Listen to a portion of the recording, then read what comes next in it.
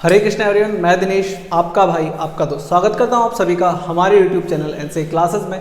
और हम बात कर रहे थे क्लास 10th मैथ्स एनसीईआरटी के chapter number 3 pair of linear equations two variable के बारे में। और आज हम बात करेंगे methods of solving pair of linear equation in two variable के बारे में। सो आज का हमारा लेक्चर नंबर 3 है जिसमें हम डिस्कस करेंगे algebraic methods of solving a pair of linear equation. So हम क्या देखेंगे, हम देखेंगे एल्जेब्राइक मेथड्स कौन से हैं जिससे हम पेयर ऑफ लीनियर इक्वेशंस को सॉल्व कर सकते हैं। इससे पहले हमने एक मेथड ऑलरेडी सीख लिया है जिसको हम बोलते हैं ग्राफिकल मेथड, ठीक है, जो काफ़ी लेंदी भी था, ठीक है। नाउ यहाँ पे हमारे पास बेटा एल्जेब्राइक मेथड में 3 आते हैं। सबसे पहला है सब्स्टिट्यूशन मेथड, देन आता है एलिमिनेशन मेथड और देन आता है क्रॉस मल्टीप्लिकेशन मेथड। सो आपका जो पुराना वाला सिलेबस था उसमें ये तीनों थे, बट न्यू वाले सिलेबस में क्रॉस मल्टीप्लिकेशन कट हो गया है तो इसे हम नहीं पढ़ेंगे, बट आपका नाम जानना जरूरी है इसलिए मैंने इसको यहाँ डाल दिया था, ठीक है। तो 3 मेथड्स होते हैं हमारे पास, substitution method, elimination method, cross multiplication method. और अभी इस चैप्टर में हम पढ़ेंगे बेटा सब्स्टिट्यूशन मेथड जो आपका एक्सरसाइज 3.2 के लिए काम आएगा, ठीक है। सो हम 3.2 एक्सरसाइज का बेसिक पढ़ रहे हैं और इस मेथड को हम सीखेंगे बाय सम एग्जांपल्स, ठीक है। सो सबसे पहला एग्जांपल हम देख रहे हैं, solve the following pair of linear equation by substitution method. इससे पहले हमने इस टाइप की इक्वेशंस को ग्राफ से सॉल्व किया था, बट हम अभी ने सीधा सॉल्व करेंगे by using the method substitution. तो देखो सब्स्टिट्यूट करने का क्या मतलब होता है, सब्स्टिट्यूट करने का मतलब होता है बेटा वैल्यू पुट करना, ठीक है। तो हम क्या करेंगे यहाँ पे, सबसे पहले किसी एक इक्वेशन का यूज करेंगे। फॉर एग्जांपल मान लो मेरे पास ये 2 इक्वेशन है, इसमें से मान लो मैं ये वाली इक्वेशन लेता हूँ x + 2y = 3, ठीक है, x + 2y = 3, ठीक है। ये इक्वेशन मैंने ले ली। अब आपको हमेशा अपनी कैलकुलेशन इजी रखनी है, इस तरीके से इक्वेशंस को सेलेक्ट करना है और वैल्यूज निकालनी है, ठीक है। अब मैं यहाँ से क्या करूँगा, x का वैल्यू निकाल रहा हूँ, x का वैल्यू निकाल रहा हूँ, तो मैं 2y को उधर भेज दूंगा तो ये आ गया 3 - 2y। सो मेरे पास x का वैल्यू आ गया 3 - 2y। क्या ये x का वैल्यू प्रॉपर है? नहीं, है प्रॉपर नहीं है। दिक्कत क्या है, ये x का वैल्यू y की टर्म्स में है, ये x का वैल्यू y की टर्म्स में है। तो सबसे पहले आपको किसी एक इक्वेशन को सेलेक्ट करके किसी एक वेरिएबल की वैल्यू निकालनी है in terms of other variable, ठीक है। तो हमने यहाँ क्या करा, x की वैल्यू निकाली है इन टर्म्स ऑफ y, ठीक है। आप y की वैल्यू भी निकाल सकते हैं, आप इस इक्वेशन का यूज करके भी निकाल सकते हैं, लेकिन मैंने इसलिए निकाली क्योंकि यहाँ से हमारी कैलकुलेशंस इजी होगी, ठीक है। मैथ्स प्रैक्टिस करने से आती है, जैसे जैसे आप प्रैक्टिस करोगे चीजें आपके लिए आसान होती जाएगी। अब मेरे पास x की वैल्यू आ गई 3 - 2y, ठीक है। तो मैं फर्स्ट वाली इक्वेशन को यूज कर रहा हूँ, 7x - 15y = 2। ये मेरे पास ये वाली इक्वेशन थी। अब हम क्या करेंगे बेटा, यहाँ पे जो x की वैल्यू है इसको यहाँ पे पुट कर देंगे, ठीक है। इस x की वैल्यू को हम यहाँ x की जगह रखेंगे तो 7 ब्रैकेट x की जगह हमारे पास आएगा ये 3 - 2y, 3 - 2y, ये हमारी x की वैल्यू है, माइनस का 15y = 2। हमने क्या किया, इस x की जगह हमने ये जो वैल्यू निकाली थी ये पुट कर दी, ठीक है। नाउ ब्रैकेट का मतलब क्या होता है, मल्टीप्लाई, तो इसको अंदर भेजेंगे, 7 × 3 = 21, माइनस का साइन है माइनस लगाएंगे, 7 × 2 = 14y - 15y = 2। Now 21 as it is रहेगा, माइनस माइनस क्या होता है बेटा, प्लस होता है, तो माइनस माइनस प्लस होता है लेकिन साइन माइनस का आता है, तो ये दोनों ऐड हो जाएंगे तो हमारे पास आएगा 29y = 2। नाउ हमें क्या करना है, यहाँ से y का वैल्यू निकालना है तो 21 को उधर शिफ्ट कर देंगे, सो हमारे पास आएगा माइनस का 29y = 2 माइनस का 29y यहाँ रखेंगे, 21 को उधर भेजेंगे तो माइनस का 21 हो जाएगा, यहाँ से इसको माइनस करेंगे तो माइनस का 29y = 2 में से 21 गया तो बचेगा माइनस का 19, ठीक है। नाउ हमें y की वैल्यू निकालनी है, इसको नीचे भेज देंगे, सो y = माइनस का 19 अपॉन माइनस का 29। क्लियर है ये चीज। अब यहाँ पे माइनस से माइनस क्या हो जाएगा बेटा, कट हो जाएगा, तो हमारे पास y की वैल्यू आ जाएगी 19/29, ठीक है। अब नाउ ये जो वैल्यू है ये प्रॉपर है, ये y की वैल्यू है हमारे पास, ठीक है। तो ये एक आंसर आ गया, अभी हमें x की वैल्यू में निकालनी है। सो ये हमारे पास y की वैल्यू आ गई और ये प्रॉपर वैल्यू है, ये इन टर्म्स ऑफ x नहीं है, ये प्रॉपर वैल्यू आया, ठीक है। ये हमारा एक आंसर है। अब हमें क्या करना है, x का वैल्यू भी निकालना है, ठीक है। नाउ ये जो हमारे पास y का वैल्यू है इसे हम पुट करेंगे बेटा इस इक्वेशन में, ठीक है। सो हम पुट कर रहे हैं यहाँ पे, ये था हमारे पास x = 3 - 2y, ठीक है। यहाँ पे हम क्या करेंगे, इस वैल्यू को पुट कर देंगे तो x = 3 - 2 × 19/29, ठीक है। सो x = हो जाएगा 3 माइनस, ये इससे मल्टीप्लाई हो जाएगा, 19 × 2 = 38 अपॉन 29, इसके अपॉन में 1 लगा के हम ले लेंगे एलसीएम। सो 1 और 29 का एलसीएम आएगा बेटा 29, 29 3 जा कितना हो जाएगा 87, ठीक है 29 3 जा 87 माइनस 38। नाउ अगर आप इसको माइनस करते हो तो आपके पास x का वैल्यू आ जाएगा। तो 87 में से 38 गया तो 17, 8 to the 16, 17 9 बचेगा यहाँ पे, और 7 में से 3 गया तो 4 बचेगा। सो ये हमारे पास आएगा 49/29। सो x का वैल्यू आ रहा है 49/29, ठीक है। सो ये हमारे पास आ गया आंसर। सो हमारे पास x का वैल्यू आ रहा है 49/29 और y का वैल्यू आ रहा है 19/29, ठीक है। सो वापस से देखेंगे इस सवाल को, हमने क्या किया, देखो हमें दो इक्वेशन मिलेगी, ठीक है। आप किसी एक इक्वेशन का यूज करके वैल्यू निकालना है सबसे पहले एक वेरिएबल का। सो मैंने इस वाली इक्वेशन को यूज किया क्योंकि मुझे सिंपल लग रही थी, ठीक है। इसमें x अकेला था तो मैंने इसका यूज कर लिया। सो 2y को हमने उधर भेजा तो हमारे पास x का वैल्यू आया, x का वैल्यू आया, वैल्यू ऑफ x आया, वैल्यू ऑफ x आया in terms of y, in terms of y। अब आप इसका यूज करके भी निकाल सकते थे लेकिन वहां पे थोड़ी सी कैलकुलेशन ज्यादा हो जाती, ठीक है। नाउ इस x के वैल्यू को हमने पुट किया इस इक्वेशन के अंदर, ठीक है। 7x minus 15y equals to 2, तो 7 अपनी जगह रहेगा, 7 अपनी जगह रहेगा। x की जगह हम क्या करेंगे, ये वैल्यू रखेंगे जो हमने निकाली थी 3 माइनस 2y माइनस का 15y इक्वल्स टू 2, अंदर मल्टीप्लाई करेंगे 7 3 21, 7 2 14y minus 15 as it is रहेगा 2 equals to. Now 21 as it is minus minus, देखो ये दोनों लाइक टर्म्स है, ये दोनों ऐड हो जाएंगे, माइनस माइनस प्लस हो जाएगा, आ जाएगा माइनस का 29y, 2 अपनी जगह रहेगा, 21 को उधर भेजेंगे तो हमारे पास आएगा माइनस का 29 y equals to 2 minus 21। Now इसमें से माइनस होगा तो माइनस 19 आएगा, इसको डिवाइड में भेजेंगे, माइनस माइनस कटेगा, यहाँ से हमारे पास y का वैल्यू आ गया प्रॉपर वैल्यू, ठीक है। एक तो हमारा आंसर ये है। अब इस y के वैल्यू को आपको वापस से इक्वेशन में रखना है जहां पे आपने in terms of y value निकाली थी, ठीक है। इसमें अगर मैं वापस से यहाँ पे y का वैल्यू पुट करता हूँ, सॉल्व करूंगा तो मेरे पास आएगा दूसरा वैल्यू। तो इस तरीके से सब्सटीट्यूट करके हमने क्या किया, इसका वैल्यू दूसरे इक्वेशन में सब्सटीट्यूट किया। एक और चीज, जिस इक्वेशन से आप वैल्यू निकाल रहे हो in terms of other variable, आपको उसी इक्वेशन में वापस से वैल्यू नहीं रखनी है। मतलब मैंने इस वाली इक्वेशन से वैल्यू निकाली है, अब आप वापस से इसी में नहीं रखेंगे, इस वाली इक्वेशन से वैल्यू निकाली तो उसको दूसरी इक्वेशन में ले जाके पुट करना है। सेम इक्वेशन में पुट करोगे तो दिक्कत हो जाएगी, आंसर ही नहीं आएगा, गलत हो जाएगा, ठीक है। तो हमेशा अगर इस वाली इक्वेशन से वैल्यू निकाल रहे हो तो इधर रखना है, और इससे वैल्यू निकाल रहे हो तो इधर रखना है, ठीक है।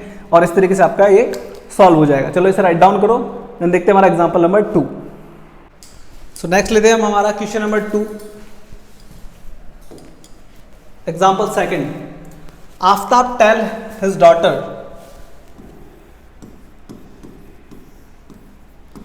Aftab tell his daughter, 7 years ago I was 7 times as old as you were then. Also 3 years from now I shall be 3 times as old as you will be. Find their ages. ठीक है, तो हमें एक word problem दे रखा है जिसको हमें सबसे पहले इक्वेशन में कन्वर्ट करना है, ठीक है। तो देखिए हमें यहाँ पे दो चीजें दे रखी है, एक तो आफ्ताब और एक डॉटर। तो हम सबसे पहले क्या करते हैं, let present age of Aftab, ठीक है। अगर हम आफ्ताब का प्रेजेंट एज मान लेते हैं x ईयर्स ओल्ड, ठीक है, एंड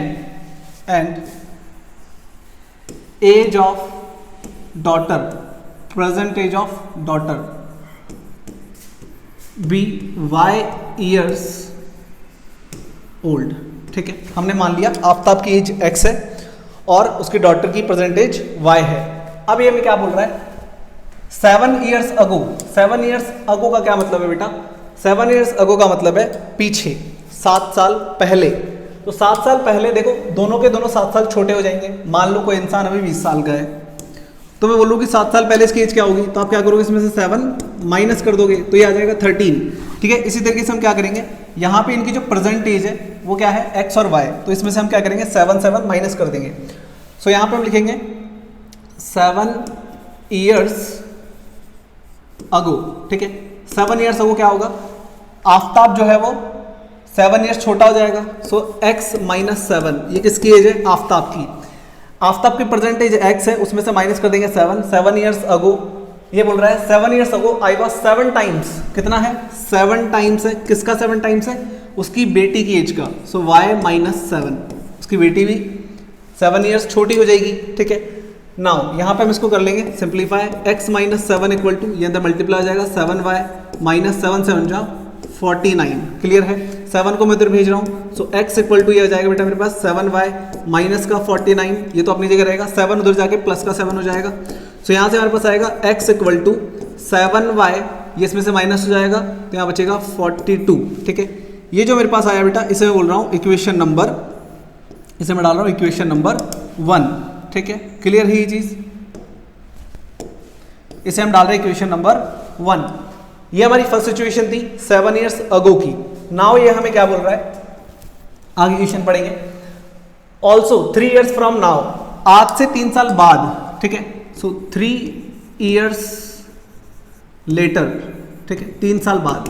3 साल बाद क्या होंगे, दोनों 3 साल बड़े हो जाएंगे, तो हम अब 3 प्लस करेंगे। देखो जब बोले अगो तो माइनस कर देना एज को, और जब बोले फ्रॉम नाउ, ठीक है, आज से बाद में, जब बाद के लिए बोले तो प्लस कर देना, ठीक है। तो यहाँ पे हो जाएगा बेटा आफ्ताब की जो जाएगी x प्लस 3, ठीक है, जो कि हमारी कितनी है 3 टाइम्स है, आई शैल बी 3 टाइम्स, तो 3 टाइम्स के लिए 3 से मल्टीप्लाई कर देंगे किसको, y प्लस 3 को। बेटी की एज y प्लस 3 हो जाएगी और फादर की हो जाएगी x प्लस 3। 3 को अंदर मल्टीप्लाई करेंगे, सिंप्लीफाई हो जाएगा यहाँ से, सो ये हो जाएगा 3y प्लस 3 3 जा 9, सो यहाँ से आ जाएगा x plus 3 equal to 3y plus 9, ठीक है। तो ये सेम इक्वेशन हो गई। एक मिनट, यहाँ पे हम क्या करते हैं 3 को उधर शिफ्ट कर लेते हैं, ठीक है। अगर हम 3 को उधर शिफ्ट करेंगे सो ये हो जाएगा x equal to 3y plus 9 minus 3, so यहाँ से x इक्वल टू आ जाएगा बेटा 3y, 9 में से 3 कहते हैं यहाँ बचेगा 6, ठीक है। इसको हम बोल रहे हैं इक्वेशन नंबर 2। अब बहुत ध्यान से देखेंगे क्या करूंगा मैं, हम यहाँ पे करेंगे सब्स्टिट्यूशन का यूज। सब्स्टिट्यूशन मतलब क्या है बेटा, इसकी वैल्यू हम इधर पुट करेंगे, सब्स्टिट्यूट करेंगे हम यहाँ पे। तो हम क्या लिखेंगे, put value of x, put value of x in equation number 2, ठीक है। तो ये जो x की वैल्यू है हमारे पास ये वाली, इसको हम इक्वेशन नंबर 2 में पुट करेंगे। सो x की वैल्यू है 7y माइनस 42, तो इस x की जगह आ जाएगा 7y माइनस का 42 इक्वल टू ये एज इट इज रहेगा 3y प्लस 6, ठीक है। क्या किया हमने, बहुत ध्यान से देखेंगे, इस x की वैल्यू को हमने यहाँ पे पुट कर दिया, x की जगह 7y माइनस 42 और ये वाला अपने पास एज इट इज रहेगा, ठीक है। नाउ इन सबको इधर ले आएंगे तो ये हो जाएगा 7y माइनस 42, ये दोनों इधर आके हो जाएंगे माइनस का 3y माइनस का 6 इक्वल टू क्या बचेगा 0। जब ये दोनों इधर आ जाएंगे तो उधर कुछ नहीं बचेगा, मतलब 0 बचेगा। 7y में से 3y गया तो क्या बचेगा बेटा 4y, और 42 और 6 ये दोनों माइनस के हैं, तो माइनस माइनस क्या होता है, प्लस होता है, तो आएगा माइनस का 48 equal to 0। Now 4y equals to ये हो जाएगा बेटा 48, ये उधर जाके प्लस हो जाएगा, 4 को हम नीचे शिफ्ट कर देंगे, सो हो जाएगा 48 अपॉन 4, और इसका जब डिवाइड करोगे 4 1 जा 4 4 2 जा, सो y की वैल्यू आ रही है बेटा हमारे पास 12, ठीक है। y की वैल्यू क्या आ रही है 12 आ रही है। अब अगर मैं इस y की वैल्यू को यहाँ पे पुट करूंगा तो 12 7 जा 84 में से 42 माइनस हो जाएगा, ठीक है। y की वैल्यू 12 आ रही है, चलो आगे का मैं यहाँ कर देता हूँ। चलिए, सो इस y की वैल्यू को हम पुट करेंगे, पुट y इन इक्वेशन 1, ठीक है। सो x इक्वल टू 7, y की जगह हम रखेंगे बेटा, इस इक्वेशन में वैल्यू रख रहे हैं, y की जगह रखेंगे 12 माइनस 42, ठीक है। Now so x equal to 12 7 जा 84 माइनस 42, सो अगर मैं इसको इसमें से माइनस करता हूँ तो यहाँ बचेगा बेटा 42, ठीक है। ये सो x की वैल्यू आ रही है हमारे पास 42, इसका मतलब x क्या था, x था एज ऑफ आफ्ताब, ठीक है। तो आफ्ताब की एज आ जाएगी हमारे पास 42 और डॉटर की एज आ जाएगी 12 इयर्स, ठीक है। तो इस तरीके से हमने बाय यूजिंग सब्स्टिट्यूशन इस क्वेश्चन को क्या किया बेटा, सॉल्व किया, ठीक है। इसे राइट डाउन करो, देन हम चलते हैं हमारे क्वेश्चन नंबर 3 पे। सो नेक्स्ट एग्जांपल है हमारे पास, in a shop the cost of 2 pencils and 3 erasers is ₹9 and the cost of 4 pencils and 6 erasers is ₹18। Find the cost of each pencil and each eraser, ठीक है। तो हम क्या करेंगे बेटा, सबसे पहले हम यहाँ पे कॉस्ट को अज्यूम करेंगे, let cost of one pencil be ₹x, okay, and cost of one eraser be ₹y, ठीक है। तो हमने मान लिया कि एक पेंसिल x रुपीस की है और एक इरेजर y रुपीस का है। ठीक है, सबसे पहले आपको वैल्यूज जब आपको नहीं दे रखी होती है तो आपको क्या करना है, उनको कुछ अज्यूम कर लेना है। नाउ क्या बोल रहा है, 2 पेंसिल्स, तो बेटा एक पेंसिल x रुपीस की है तो 2 पेंसिल्स हो जाएगी 2x की। ठीक है, प्लस में हमारे पास 3 इरेजर्स हो जाएंगे 3y रुपीस के, और दोनों का टोटल कितना है, दोनों का टोटल है सर 9। ठीक है, ओके। देन दूसरी तरफ ये बोल रहा है 4 पेंसिल्स, मतलब हो जाएगा 4x प्लस 6 इरेजर्स है तो 6y और इक्वल टू 18। ठीक है बेटा, ये एक का कॉस्ट है तो जितना दे रखा है नंबर उससे मल्टीप्लाई कर दो, टोटल कॉस्ट आ जाएगा, और दोनों को ऐड करोगे तो हमें रुपीस में दे रखा है उसके इक्वल में आ जाएगा। ठीक है, तो हमारे पास 2 इक्वेशन आ गई। अब देखो बहुत ध्यान से, ये हमारे पास इक्वेशन नंबर 1, ठीक है, और ये हमारे पास इक्वेशन नंबर 2। अब अगर मैं क्या करता हूं, यहां से मान लो मैंने वैल्यू निकाली, एक बार इसको इक्वेशन नंबर 1 मत डालो, रुको। ठीक है, देखो तो हम क्या करेंगे, हम यहां से निकाल रहे हैं x का value, so 2x equal to ये उधर चला जाएगा 9 माइनस 3y। हम यहाँ पे क्या करेंगे बेटा, x का वैल्यू निकालेंगे इन टर्म्स ऑफ y और फिर उसको ले जाके इधर पुट कर देंगे। ठीक है, सो यहाँ से x इक्वल टू आ जाएगा 9 माइनस 3y अपॉन 2। ठीक है, ये आ जाएगा, ये 2 नीचे चला जाएगा, 9 माइनस 3y अपॉन 2। अब ये जो हमारे पास x का वैल्यू आया है 9 माइनस 3y अपॉन 2, ये वैल्यू कैसा है, इसको हम डाल रहे हैं इक्वेशन नंबर 1। ये वैल्यू x का वैल्यू है इन टर्म्स ऑफ y, ये y के टर्म्स में x का वैल्यू है। तो मैंने बोला था जब आप वैल्यू निकाल लोगे तो उसको आपको दूसरी इक्वेशन में रखना है। अब मान लेते हैं ये है हमारे पास इक्वेशन नंबर 2, तो यहाँ पे हम लिखेंगे put value of x, put value of x in equation number 2। ठीक है, सो हम इक्वेशन नंबर 2 में वैल्यू पुट करेंगे। सो 4 अपनी जगह रहेगा, 4 अपनी जगह रहेगा, x की जगह बेटा ये आ जाएगा पूरा, x की जगह आएगा 9 माइनस 3y अपॉन 2। ठीक है, ये एज इट इज x की जगह आपको पुट करना है। देन आगे का वैल्यू एज इट इज रहेगा हमारा प्लस का 6y इक्वल्स टू 18। हम यहाँ पे सब्सटीट्यूशन सीख रहे हैं तो हमने क्या किया, इसकी वैल्यू को यहाँ पे सब्सटीट्यूट कर दिया। देखो बहुत ध्यान से, ये हमारे यहाँ से कट जाएगा, 2 2 4 से आ जाएगा 2 मल्टीप्लाई 9 माइनस 3y प्लस का 6y इक्वल्स टू 18। ठीक है, ये कट जाएगा इससे, 2 2 ये अंदर मल्टीप्लाई हो जाएगा, 2 9 18 माइनस 2 3 6y प्लस का 6y इक्वल्स टू 18। ठीक है, ये आ जाएगा 2 9 18, 2 3 6y, 6y as it is 18। Now देखो बहुत ध्यान से, यहाँ क्या होगा बेटा, 6y से 6y कट हो जाएगा। ठीक है, 6y से 6y कट हो जाएगा, तो हमारे पास आएगा 18 इक्वल्स टू 18।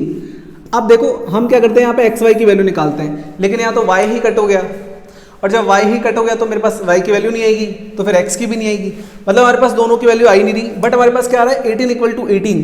अच्छा, क्या 18 इक्वल टू 18 सही बात है, मतलब क्या 18 18 के इक्वल होता है? हाँ सर बिल्कुल 18 18 के इक्वल होता है, क्यों नहीं होता। ठीक है, तो इसका मतलब यहाँ पे क्या है बेटा, ये जो आया है हमारे पास ये एक ट्रू स्टेटमेंट है। ठीक है, सो हम यहाँ क्या लिखेंगे, this is true statement.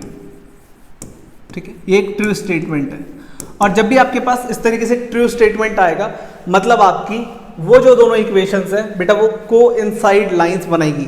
Coincide बताया था ना, लाइन के ऊपर लाइन होती है जिसके इनफाइनाइट मैनी सॉल्यूशन होते हैं। तो जब भी आपका इक्वेशन या स्टेटमेंट ट्रू आएगा, this is true statement, hence infinite many solutions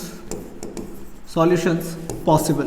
ठीक है, सो यहाँ पे बेटा बहुत सारे सॉल्यूशंस होंगे, इनफाइनाइट मैनी सॉल्यूशंस होंगे यहाँ पे। क्लियर है ये चीज। अब देखो हमने क्या पढ़ा था, हमने पढ़ा था सर अगर a1 अपॉन a2 इक्वल होता है b1 अपॉन b2 इक्वल होता है c1 अपॉन c2। ठीक है, तो इसे हम बोलते हैं इनफाइनाइट मैनी सॉल्यूशन। अब देखो बहुत ध्यान से, 2 अपॉन 4 बेटा ये a1 ये a2, सो ये हो जाएगा 2 अपॉन 4 इक्वल टू 3 अपॉन 6 और इक्वल टू 9 अपॉन 18 या माइनस 9 अपॉन माइनस 18, कुछ भी बोल लो एक ही बात है। ये कटेगा तो भी 1 अपॉन 2 आएगा, ये कटेगा तो भी 1 अपॉन 2 आएगा, ये कटेगा तो भी 1 अपॉन 2 आएगा। तो तीनों इक्वल आ रहे हैं, इसका मतलब ये क्या है, कोइंसाइड लाइंस है। और कोइंसाइड लाइंस में क्या होता है बेटा, इनफाइनाइट मैनी सॉल्यूशंस होते हैं। यही चीज हमने यहाँ बोली कि जब आपका ये स्टेटमेंट ट्रू आ जाता है तो आप उसे क्या बोलते हो, यहाँ पे इनफाइनाइट मैनी सॉल्यूशंस होंगे। और अगर ये स्टेटमेंट फॉल्स आएगा तो हम क्या बोलेंगे उसकी बात अभी हम करते हैं। ठीक है, तो हमने यहाँ क्या किया, फर्स्ट इक्वेशन का यूज करके उसको सेकंड में सब्स्टिट्यूट किया और हमने देखा कि हमारे पास आ रहा है 18 = 18, जैसे हम बोल रहे हैं कि एक ट्रू स्टेटमेंट है और जब भी आपका स्टेटमेंट ट्रू आएगा इसका मतलब वहाँ पे इनफाइनाइट मैनी सॉल्यूशंस होंगे। और आप यहाँ पे करके भी देख सकते हैं, रेशियो इक्वल आ रहा है इसलिए क्या होगा, इनफाइनाइट मैनी सॉल्यूशंस देगा हमें। क्लियर है ये चीज? ओके, तो इसे राइट डाउन करो। देन देखते हैं हमारा एग्जाम्पल नंबर 4 नेक्स्ट लेक्चर में, एक्सरसाइज 3.2। सो एग्जाम्पल नंबर 4 है हमारे पास और हमें क्या गिवन है देखते हैं। Two rails are represented by the equations, तो हमें दो इक्वेशन दे रखी है, x + 2y -4 = 0 and second equation है हमारे पास 2x + 4y -12 = 0। ठीक है, ये दो इक्वेशन दे रखी है हमें और इनको हमें क्या बताना है, will the rails cross each other, क्या ये दोनों ट्रेन्स आपस में एक दूसरे को क्रॉस करेगी, क्या ये दोनों रेल्स आपस में एक दूसरे को क्रॉस करेगी। तो देखो सबसे पहले हम क्या करेंगे, यहां से x का वैल्यू निकालेंगे। ठीक है, सो x = 4 उधर जाके हो जाएगा प्लस का और ये हो जाएगा माइनस का। ठीक है, सो हमारे पास ये क्या आ गया, x का वैल्यू आ गया in terms of y। Clear है, आप x या y किसी का वैल्यू निकाल सकते हैं, मैंने x का निकाल लिया। सो यहाँ पे हमारे पास आ रहा है x = 4 - 2y, x का वैल्यू आ रहा है इन टर्म्स ऑफ y। इस इक्वेशन को बेटा आपको पुट करना है इसमें ले जाके। ठीक है, सो ये हमारा इक्वेशन नंबर 2। तो हम यहाँ क्या लिखेंगे, put value of x in equation number 2। ठीक है, सो हमने यहाँ से इक्वेशन 1 से जो वैल्यू निकाली इसको हम ले जाके 2 में सब्सटीट्यूट कर देंगे। ठीक है, सो 2 एज इट इज रहेगा, x की जगह आ जाएगा बेटा ये 4 - 2y। ठीक है, x की जगह हम ले जाके ये वैल्यू पुट कर देंगे इधर। सो 2 एज इट इज, x की जगह आ जाएगा 4 - 2y प्लस का 4y -12 = 0। नाउ इसको अंदर मल्टीप्लाई करेंगे, 2 4 = 8 -2 2 = 4y प्लस का 4y माइनस का 12 = 0। अब देखो बहुत ध्यान से, प्लस का 4y और माइनस का 4y ये दोनों एक दूसरे से क्या हो जाएंगे, कट हो जाएंगे। तो हमारे पास आएगा 8 - 12 = 0। अब या तो इसको इसमें से माइनस करके लिख दो या इसको उधर भेज दो। तो मान लो मैं 8 का रखता हूँ, 12 को उधर भेज देता हूँ तो ये उधर जाके प्लस हो जाएगा। तो हमारे पास आएगा 8 = 12। अब बताओ क्या 8 12 के इक्वल होता है, क्या 8 12 के इक्वल होता है? भाई कैसे हो जाएगा, फिर से तो 1 2 के इक्वल हो जाएगा, लेकिन 1 और 2 दोनों अलग अलग है। वैसे ही 8 और 12 क्या है, अलग अलग है। 8 12 के इक्वल नहीं हो सकता। क्लियर है ये बात, 8 12 के इक्वल नहीं हो सकता। मतलब ये क्या है, this is a false statement, this is a false statement. ये हमें गलत दे रखा है, ये हमारे पास एक गलत स्टेटमेंट आ गया है। ठीक है, this is a false statement और क्योंकि ये फॉल्स है तो यहां पे हम क्या बोलेंगे, यहां पे कोई सॉल्यूशन होगा ही नहीं। देखो या तो हमारे पास यहाँ पे वैल्यू आ जाएगी, जैसे ये y कट गया, अगर y नहीं कटेगा तो y की वैल्यू आएगी जिसको हम यहाँ रखेंगे तो x की वैल्यू आ जाएगी। तो या तो हमारे पास x और y की एक एक वैल्यू आ जाएगी, या फिर यहाँ पे क्या होगा, आपका ट्रू स्टेटमेंट आएगा जैसे पिछले वाले एग्जांपल में आया था। तो अगर ट्रू स्टेटमेंट आ रहा है इसका मतलब इनफाइनाइट मैनी सॉल्यूशंस होंगे।